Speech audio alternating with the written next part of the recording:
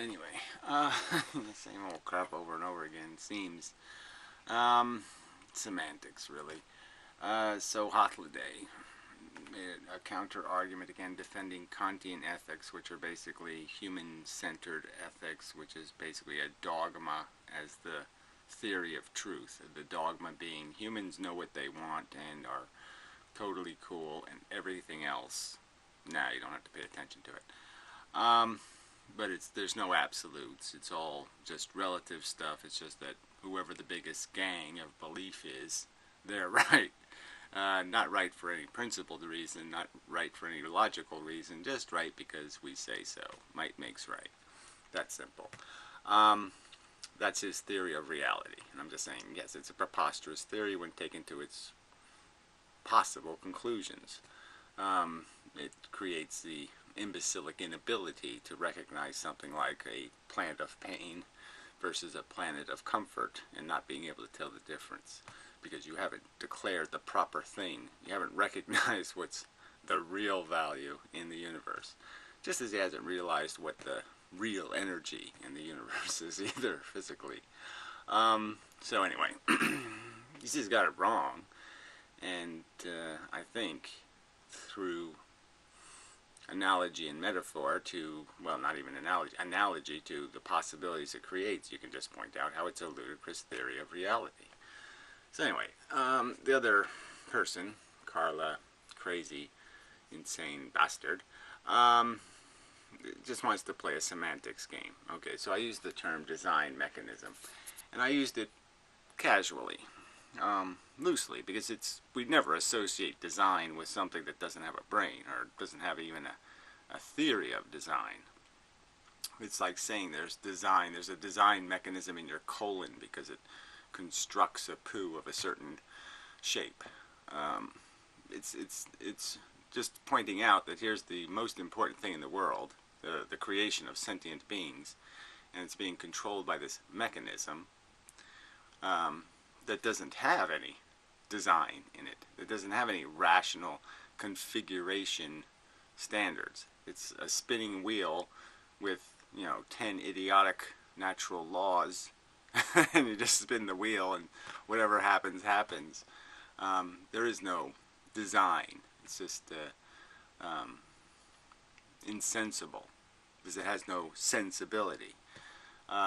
So again, I just think this is just totally unnecessary. But anyway, let's just play along. To design means to plan, make decisions about something, something that is being built or created.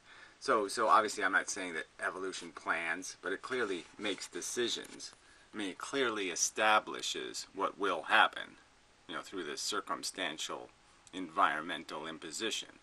So it's, but again, to plan, no, it doesn't plan. To create the plans, drawings, etc. Well, etc. is kind of an important word, right? Because again, it does create a configuration. I mean, the evolution of the environmental circumstances, whether a meteor hits or a comet, whether certain things are killed by a virus or some other circumstance that happens that makes it possible for something else to happen, which makes it possible for something else to happen. These are all causes and effects that do have a structure that mimics design. Thus, it makes no sense. Okay, well, here we go. Now, one more.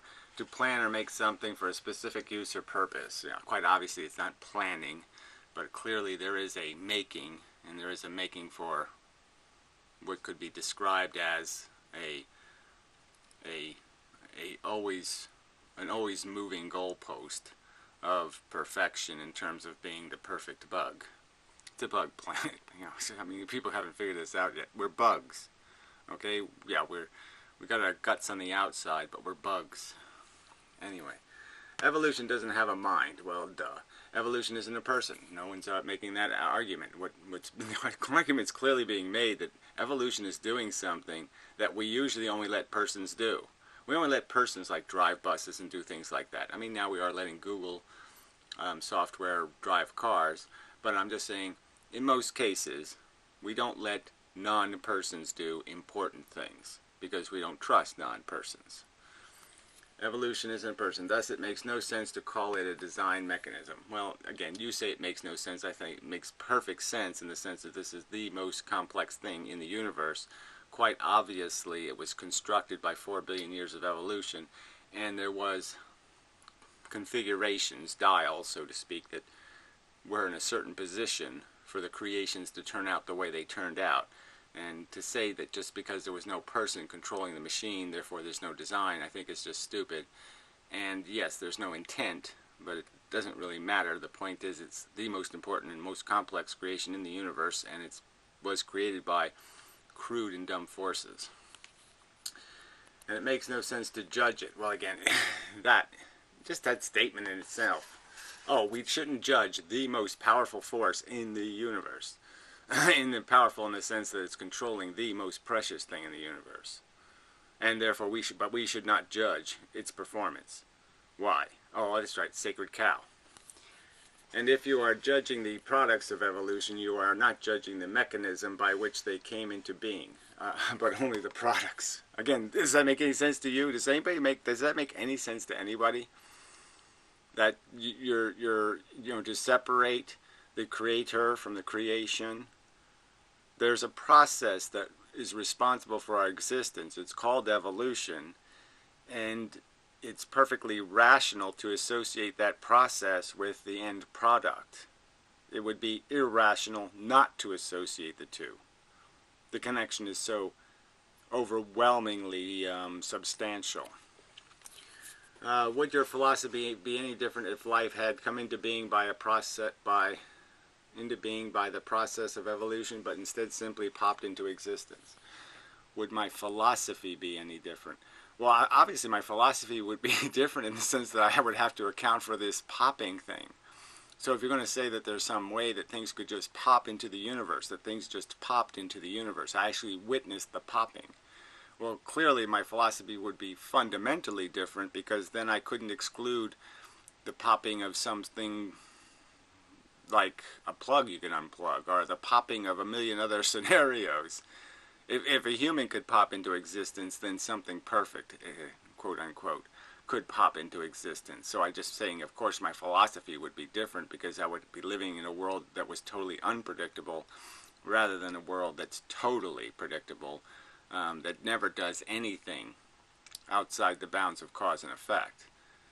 So popping into existence would mean cause and effect is dead, which would mean then you're really in a universe with which you have no control, with which you can make no decisions about anything almost, because you could never be sure what was going to pop into existence tomorrow. Obviously not.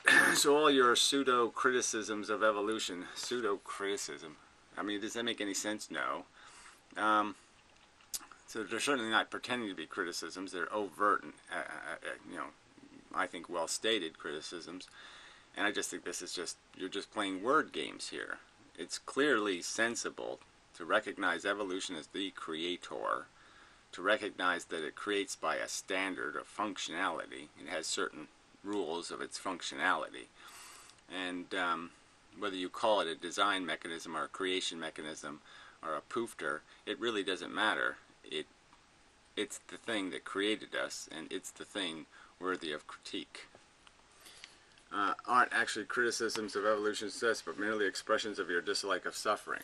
Well, again, clearly it's a dislike of suffering that is the motivation for bothering with a critique. I wouldn't bother critiquing if it wasn't playing with precious commodities. If it wasn't crude forces being controlled by precious commodities, a fact of the universe, crude forces controlling precious commodities, then yes, I wouldn't care.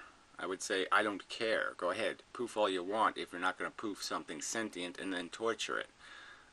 So clearly, the fact that I dislike suffering, in the sense that I think suffering is a bad thing happening in the universe, does mean that I will find criticism of things that are wasting that thing called suffering, that valuable thing. Again, I just, this mocking of a dislike of suffering, which is essentially your whole video. But I don't know why you're doing this. Again, you don't reveal yourself in any way. What is the fundamental poofing philosophy you have that enables you to be glib about something like suffering, or to find justification for it intrinsically in the universe? somewhere in the universe there's an intrinsic justification that doesn't have to have something to do with your nihilist philosophy or your vain philosophy or your egocentric philosophy or your ambitious philosophy or your silly projections of value. You don't expose your notions of reality in any of this critique of my critique. So we don't know where you're coming from and what bigotries and biases are controlling your need to play games of semantics. And that's all you're doing. It's a silly little word game you're playing. Nobody was taking me literally saying, I think evolution's a human being who draws on a has a drafting table, and evolution is a bad drafter. It's really bad at architecture. That's not what's being stated. And I think you know that, and I think of course everybody else knows that.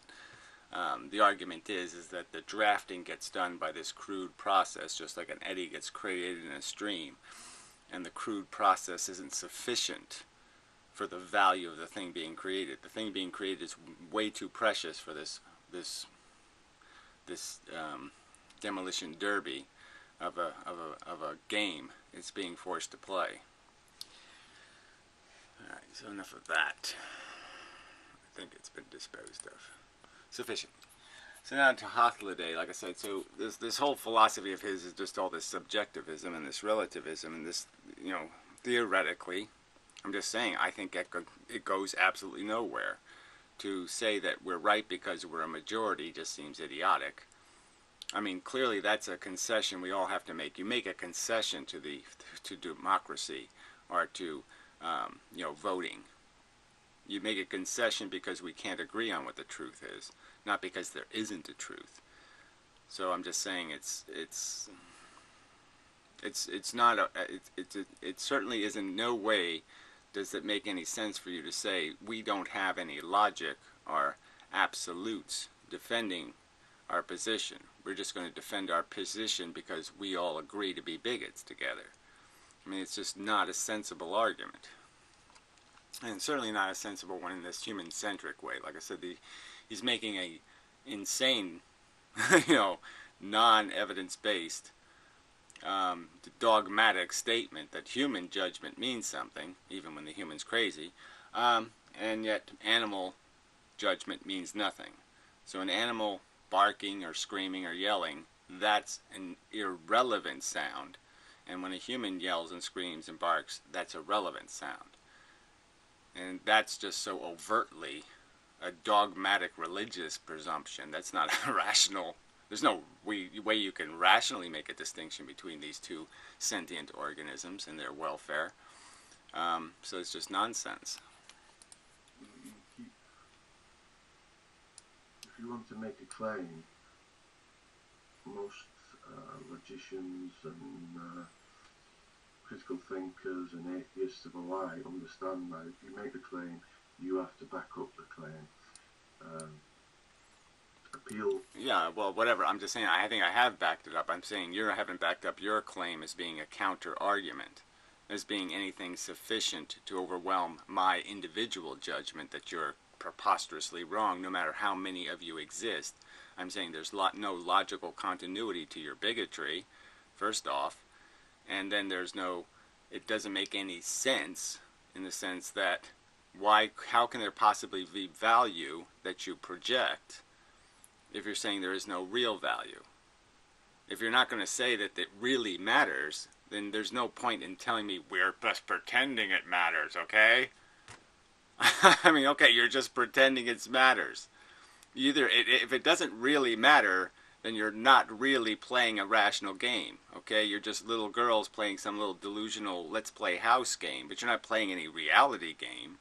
So how could it possibly mean something? How can you possibly say there's only projected value that doesn't have any real element and then argue values? In my opinion, that's just plain insane. And so me as an individual sitting here is going to say, I don't care how many of you people think it has value. If you can't demonstrate it has value, you're not saying anything I can understand. And I'm saying I can demonstrate in the sense that it has been demonstrated to me. Okay, you're saying you don't get my argument because I say I'm a sentient being and I've learned from being a sentient being the difference between nail in my eye and little pet on my head. And I know the difference between those two things, and it's a dramatic difference. And I'm saying I have discovered that through life experience. To me, it's a conclusive evidence. It's conclusive evidence of the distinction. I've lived it, I've tasted it in every way, I know it exists, and there's just no way you're going to convince me that no, a nail in my eye is just as good as a pet on my head. No, no, no, no, no. Never going to convince me of that.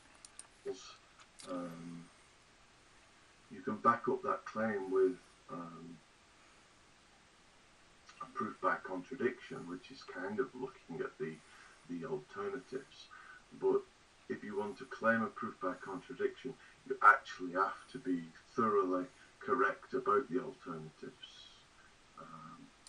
Well, I think it is thoroughly correct in the sense that, again, all you're saying is to make my analogy effective against you, I just changed the analogy into animals, great apes on gurneys being tortured there. So there's a planet with gorillas and chimpanzees and bonobos and all kinds of cute little monkeys on gurneys having nails driven in their eye, and there's a planet where they're all eating bananas and going ha ha ha ha ha, making laughing noises. And you're saying by your philosophy you can't make a distinction. You can't pick which planet's better. You're totally confused. And obviously that would point out that your philosophy is insane and crazy because you can't make the most obvious distinction in the universe, the most value-rich decision in the universe. Your brain fails. So obviously there's something wrong with your underlying theory of reality that you can't get the most obvious question right. And this kind of argumentation is not really disposed to that. And I've quoted one example, whereas you say rejecting that leads to this position, I've just briefly summarised how it doesn't necessarily lead to that exact position.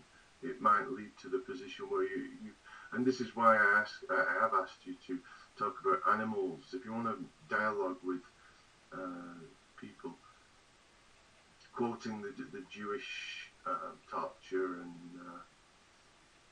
stuff. Yeah. Particularly, not Jeff. He means the Holocaust.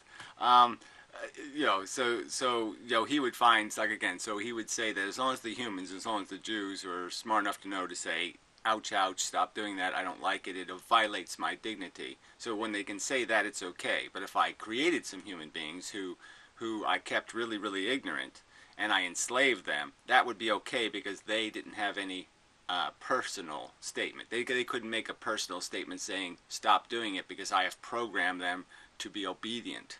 So I can abuse all I want as long as I get the thing I'm abusing to be fooled. So you can fool stupid people all you want, steal all their money, enslave them, and it's all okay as long as they don't know you did it. Like I said, that's why I would say I find your values despicably vacant and useless and nonsensical because you don't know what to value. You're just valuing some silly thing where a individual brain can say whatever the hell it wants and therefore it's okay. And a brain could have the manifestation of wanting to enjoy dominating somebody else and dominating other human beings and exploiting them. And as long as, again, it keeps them stupid or ignorant of their exploitation, there somehow is okay. Not to mention that I could probably come up with some scenarios where somebody has a bunch of really deviant, really sick psychology that they're allowed to act out with impunity, with free of imputation on any animal. So they could have a sick desire to torture animals, and you would say that's a perfectly ethical and okay thing. So go ahead, bullfight's okay, dog fight's okay, cockfight's okay. These are all legitimate entertainments for human beings by your value the declarations. I find that despicable and disgusting and of no merit logically or sensibly or rationally. It's just bigoted nonsense, and Kant was an asshole. And you may you may by I love this word now, so I'm going to keep using it. Right? You may by induction absorb some of that insult. Generally, a good way to argue, because you're strawmanning people. If you said that there was a planet full of animals having nails in the eye. Okay, so is this a preposterous description of a straw man? I'm creating a straw man because I used humans in an example as a sensible, rational thing to do. But again, and he's just saying it's okay. So if I just change the torture victim to some humanoid, some like maybe a half breed, right? Maybe we have a half breed ape human. That would fall in the sorry, you're not dogmatically human enough. You don't have enough human genes. I mean, this whole description is just idiotic, and certainly, like I said, it wouldn't even cover aliens smarter than us, which is the most ludicrous part of the whole fucking thing. Then you wouldn't be strawmanning me, because I'm not strawmanning you. Look, this is quite simple. Okay, you're valuing some expression of personality as if that has value. So you're not even valuing intelligence or sentience. You're valuing the thing that sits in the middle, which is the stupid program psychology of the human animal. It's gluttony and its selfishness and its ambition and its ego. You're saying ego has value. I'm saying no freaking way, that the thing that's really valuable is the feelings, the sentience, feeling organisms, and intelligence has value as it usually gives you skills to manage the sentience. Again, crude forces in control of precious commodities is the frickin' evil that we're trying to correct for. The natural evil. And yes, only thing that can correct for that is intelligent forces in control of precious commodities. So the only thing that it has any possibility of having value, okay, is the sentience itself and the intelligence to manage it appropriately. And you can't figure out either one of those.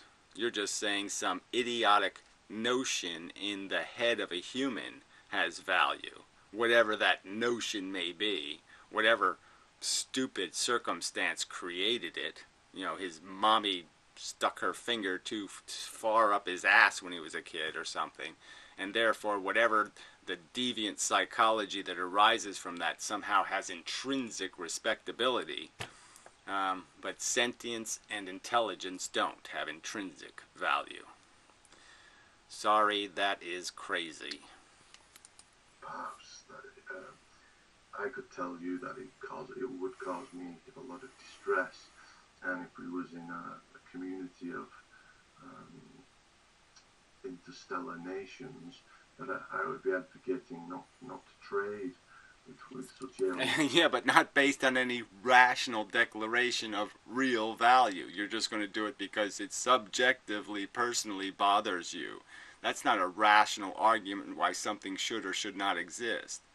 So again, that doesn't mean anything. Saying it hurts my feelings, okay, is not a philosophy. It's not a statement of philosophy. It's not a defense of a philosophical declaration of what ought to take place. Oughts ought to have something called logic behind them, and you ought to be able to defend the logic of the offense to your sensibilities, which I think you could, but you aren't willing to because you're not willing to concede that it is intrinsically and fundamentally logical to recognize suffering as bad, because every single stick of evidence in the universe points to that fact, that the word bad wouldn't even exist if sentient negative sensation didn't exist.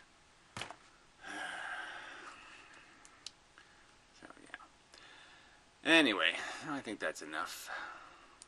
I was thinking I should probably do some, there's little things the Modern Mystic posts on his videos here and there that I really do feel like commenting on, and I really should do some economics videos. I really don't want to get into that, but yeah, I sort of do, so yeah, maybe I'll do that. But anyway, I'll put it on the Fair Economics channel if I can get it to work. I mean, if I can get into it, if Google will allow me access to it. So anyway, I think that's it. I think there was a comment by the Laura person, but I think she took it down or it's disappeared or something. I don't know what happened to it. Somewhere on this, I think it was this Ethel death video or something. I believe it was. I believe it was on there somewhere. It might not have been. Maybe it was just something my brain thought happened. So I think there was one jerky comment on here, I think. Let's see. Shit, Nick, you fig. I don't know what that means. Meaning, purpose are conflated. As per your words, meaning and purpose being agree. Usually still okay. That guy's okay. There was some guy who made some kind of... Oh, Al Sunshine, that was it. I'm currently reading Origin of the Species. It's amazing how what Darwin wrote has been twisted into pseudo-evolution. No, to me, yeah, it's amazing that you phantasmagoricals are twisting what he wrote into, a pseudo-religion. I mean, it was pretty clear that he stated it more than once, that this system is just, using. Well, he didn't use that terminology. But the fodder of it, okay? He made examples of the circumstances where organisms are enslaved to this a harsh brutality just because it has the end result of this enhancement of their genetic competition. Evolution being a bad design implies intelligence. No, it doesn't. I mean, this is just your distortion. I don't know what kind of Christian you are, what kind of liar you are, right? Bearing false witnesser. But I'm just saying, it's just nonsense. Nobody who's being fair or rational would ever think that I was implying that evolution was intelligent, because I was overtly saying there's no intelligence in the design, and there's no argument that it has a personality or that its decisions are arbitrarily human-like. Like it does things for some reason that is hidden. The reasons are right out in the open. We can see the reasons things happen, and the reasons are insufficient to the consequence.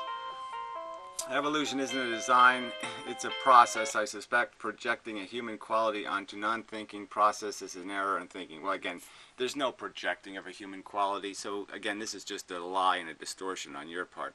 Nobody being reasonable would be confused to think I was saying evolution was at all a human being. I made it clear that it's a process, that it's mechanical, that it's crude, that it's simple, that it doesn't have sufficient knowledge of things like the meaning of suffering. I said those overt words. So it would have to be a human of absolutely zero intelligence. Zero intelligence is what I compared it to. A human of zero intelligence would get a 0 on an IQ test. Evolution would get a 0 on an IQ test. It has no IQ, retard. So if you find a human with no intelligence, I say, yeah, that's just like evolution. So go find me that human vegetable, and I'll explain how that's as smart as evolution.